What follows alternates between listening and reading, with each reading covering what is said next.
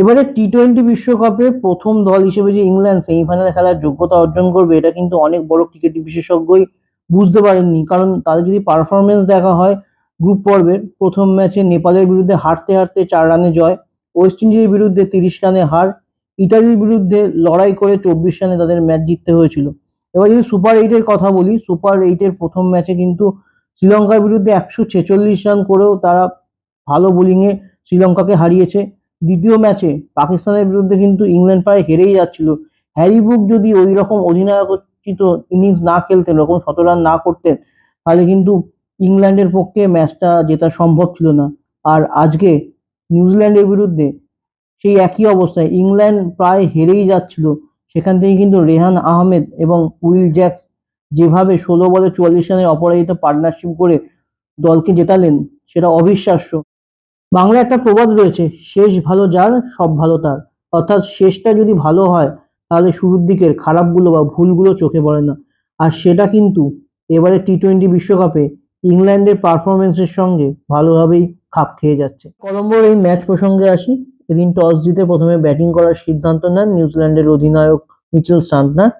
নিউজিল্যান্ডের শুরুটা বেশ ভালোই হয়।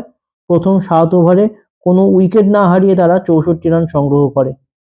টিম শেপার্ড 25 বলে 35 রান করে আউট হন। ফিন অ্যালেন করেন 19 বলে 29 run. Rachin Rabindra 11, mark Chapman 15 run করে আউট হন।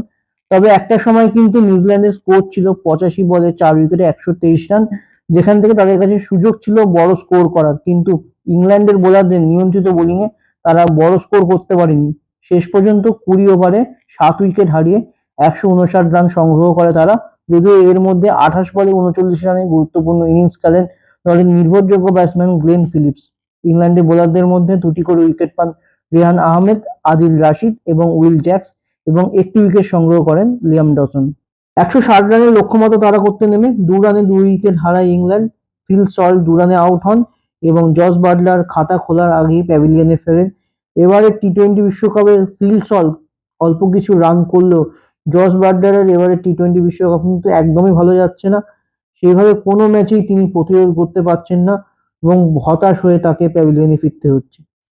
ম্যাচ হেনরি এবং লকি ফার্গুসন একটি করে উইকেট নিয়ে যখন ইংল্যান্ডের উপর চাপ সৃষ্টি করছেন, তখনই দলের হাল ধরেন অধিনায়ক হ্যারি ব্রুক। যদিও তার ইনিংস বেশিক্ষণ স্থায়ী হয়নি, 26 রান করে আউট হন তিনি। 21 রান করে আউট হন জ্যাকব বেথেল। এরপর টম ব্যান্টনের সঙ্গে 42 রানে গুরুত্বপূর্ণ পার্টনারশিপ গড়েন স্যাম কারেন। কিন্তু এই পার্টনারশিপ দলের জন্য যথেষ্ট ছিল না, কারণ একটা সময় নিয়মিত ব্যবধানে উইকেট হারিয়ে 16.5 ওভারে 117 রানে 6 উইকেট হারিয়ে ফেলে ইংল্যান্ড। নিউজিল্যান্ডের ম্যাচ জয় যখন প্রায় সময়ের অপেক্ষা, সেখানেই ম্যাচের টুইস্ট, এবং সেই টুইস্টে ইংল্যান্ড ম্যাচটা নিউজিল্যান্ডের কাছ থেকে বের করে নিয়ে চলে যায়। 16 বলে 44 রানে অপরাজিত পার্টনারশিপ গড়েন উইল জ্যাক্স এবং রেহান আহমেদ। সেখানে রেহান আহমেদ 7 বলে 19 রানে অপরাজিত থাকেন এবং 18 বলে 32 রানে অপরাজিত থাকেন উইল জ্যাক্স। শ্রীলঙ্কার বিরুদ্ধে 4 ওভারে 27 রান দিয়ে 4 উইকেট নিয়ে নিউজিল্যান্ডকে জেতানোর পর এদিন 4 ওভারে মাত্র 19 রান দিয়ে 3 উইকেট নিলেন রাচিন রবীন্দ্র। 18 বলে 32 রানের সৌজন্যে ম্যাচের সেরা হন উইল জ্যাক্স। নিউজিল্যান্ডের কাছে সুযোগ ছিল ইংল্যান্ডকে হারিয়ে তৃতীয় দল হিসেবে টি-20 বিশ্বকাপে সেমিফাইনালে খেলার যোগ্যতা অর্জন করা, কিন্তু তারা সেটা পারল না। ইংল্যান্ড পরপর 3টি ম্যাচ জিতে রইল এবং সেমিফাইনালের আগে তারা কিন্তু অন্যান্য দলের কাছে একটা কড়া প্রতিদ্বন্দ্বী হয়ে রইল। আগামীকাল মুখোমুখি হচ্ছে পাকিস্তান এবং শ্রীলঙ্কা। নিউজিল্যান্ডের চোখ থাকবে পাকিস্তান ও শ্রীলঙ্কা ম্যাচের দিকে, কারণ সেই ম্যাচে যদি পাকিস্তান হেরে যায়, তাহলে নিউজিল্যান্ড সরাসরি টি-20 বিশ্বকাপে সেমিফাইনালে খেলার যোগ্যতা অর্জন করবে।